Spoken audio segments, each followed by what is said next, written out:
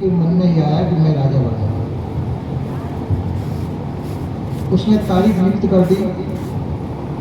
उस समय नया राजा नियुक्त कर दिया जाएगा।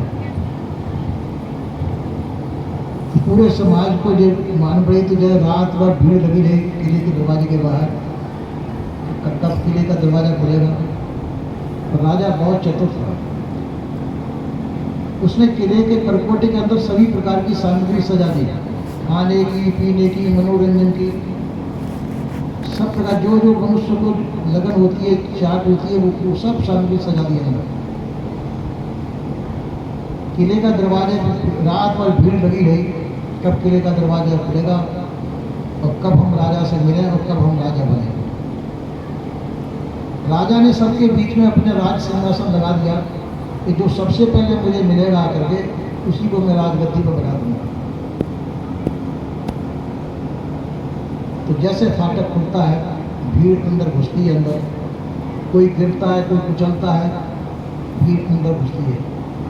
तो सब जो है खाने पीने का सौदा रखा हुआ था, तो कोई खाने में लग गया, कोई पीने में लग गया, जैसे जिसको जो जो शौक था उस शौक में लोग लग गए।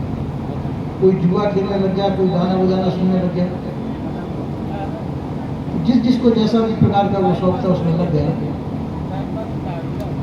आगे चलता है तो इसी प्रकार से पूरा दिन उसका बीत गया। पूरा दिन उस मनुष्य का इसमें बीता कि खाने पीने उसमें सब पूरा दिन घुमा दिया। शाम होने पे आई, टाइम समाप्त हो गया, राजा के पास अभी तक कोई नहीं पहुंचा। एक किसान था, हल जोत के आ रहा था। उसकी पत्नी ने कहा कि अरे आप राजा से मिलने नहीं गए, अब तो कोई राजा बन गया होगा। उसने कहा तेने अभी तक क्यों नहीं बताया मेरे को।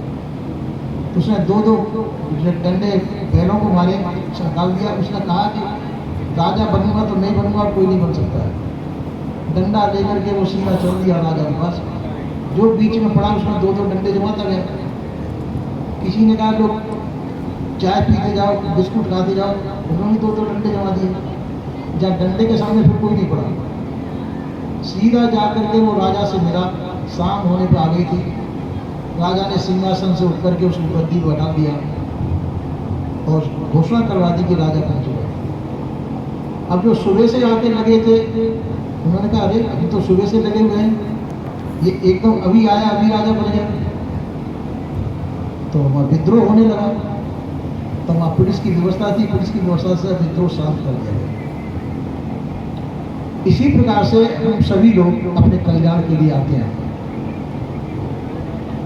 कल्याण में भी राजगद्दी हमको सबको मिलनी चाहिए। कल्याण हम लोग हर व्यक्ति चाहता है।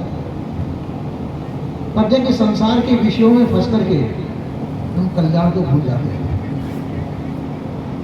संसार के विषय भोगों में फंस जाते हैं, मतलब मोहित हो जाते हैं संसार में कि हमको कल्याण की याद ही नहीं आती। संत महात्मा चेताते हैं, जगह जगह संतों के सत्र पढ़ते हैं, सत्संग होते हैं।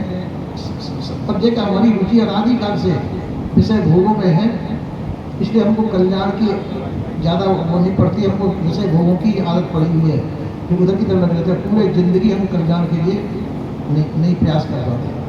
तो संत गुरुजन कहते हैं कि संसार में तो चले ही आ रहे हैं, अपने कल्याण का भी प्रयास करें।